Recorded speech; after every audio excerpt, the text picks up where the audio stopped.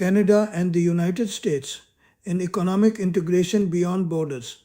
Introduction. For over 150 years, Canada and the United States have built one of the most unique economic relationships in human history. What began as neighbors sharing the longest undefended border in the world has evolved into a deeply integrated economic system, so intertwined that imagining separation is almost unimaginable. Today, we will explore how the economies of these two nations are connected, why this integration benefits both sides, the examples that show this unity, and why breaking this bond would be disastrous for millions of people on both sides of the border. The foundations of integration. The Canada US economic relationship is built on geography, shared resources, history, and political stability. The border is the longest in the world, stretching nearly 9,000 kilometers. It connects industrial centers, energy supplies, transportation networks, and financial hubs. From the earliest days, Canadians and Americans traded goods and services across the border. Timber from Canada fueled American cities.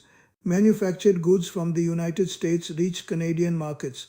Over time, this became formalized with trade agreements like the 1854 Reciprocity Treaty, NAFTA in 1994, and the United States-Mexico-Canada Agreement in 2020. These agreements are more than paper. They govern billions of dollars in trade, millions of jobs, and the movement of people and capital.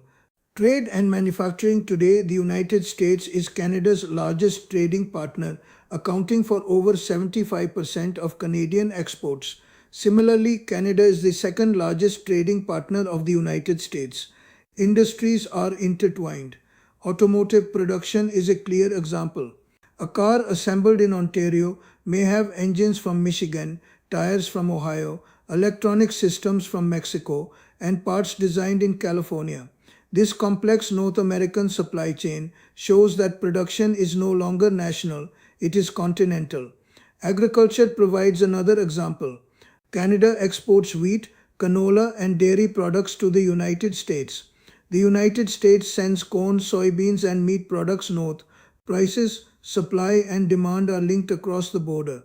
Energy is another pillar. Canadian oil, natural gas, hydroelectric power, uranium, and renewable energy flow south to fuel American industries, while Canadian energy prices are influenced by American demand and global markets. Finance and investment also demonstrate integration. Canadian banks hold significant US assets, and American investors hold Canadian equities and bonds. Economic policy decisions in one country ripple immediately into the other. Interest rates, inflation, and fiscal decisions are felt across the border. Benefits of integration. The benefits of this economic integration are vast and tangible. Millions of jobs in both countries depend directly on cross-border trade. Canadian manufacturers employ American parts suppliers. US businesses rely on Canadian energy, raw materials, and skilled labor. Consumers benefit through lower prices, higher quality goods, and stable supply chains. Competition ensures innovation in technology, healthcare, infrastructure, and finance.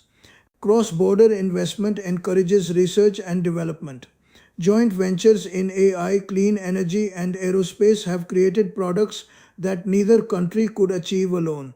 Shared regulations, certifications, and standards make trade smoother, reducing friction, cost, and uncertainty. This cooperation has created stability, resilience, and prosperity unmatched in global history. Examples of integration. The automotive sector, as mentioned, is a prime example. Nearly 80% of vehicles in Canada involve US parts or design.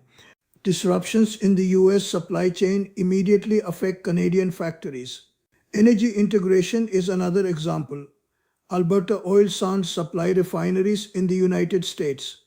Hydroelectric power from Quebec supports New England.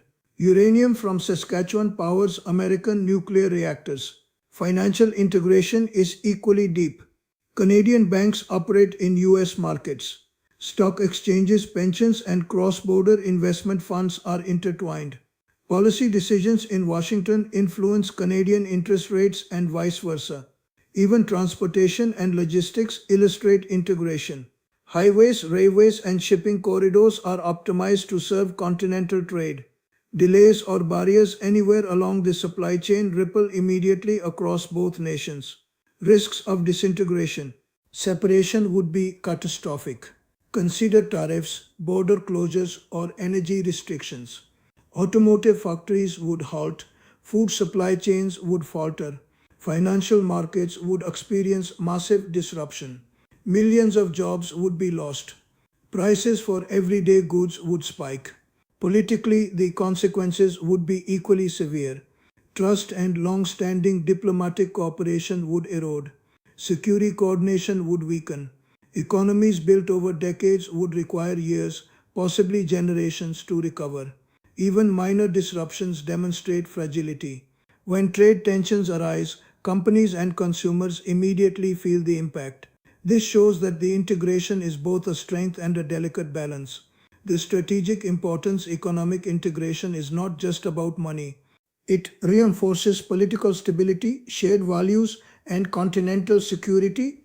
Joint energy projects, disaster responses, and cross border intelligence cooperation are made possible because of economic interdependence. It also gives both countries global leverage.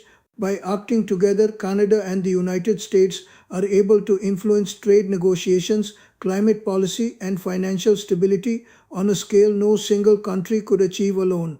Conclusion. Canada and the United States are not just neighbors, they are partners in a complex, interwoven economic, industrial, and financial system that has taken more than 150 years to build. This integration provides jobs, security, innovation, and prosperity for millions. Separating these economies is not just impractical, it would be dangerous for citizens and businesses on both sides. No leader should attempt to break this bond. The wisdom of generations built it, and it is a shared responsibility to protect it. Economic, political, and social unity is not optional. It is the foundation of North American strength. The lesson is clear. The bond is a gift of history, geography, and vision. It must be preserved, celebrated, and strengthened for the generations to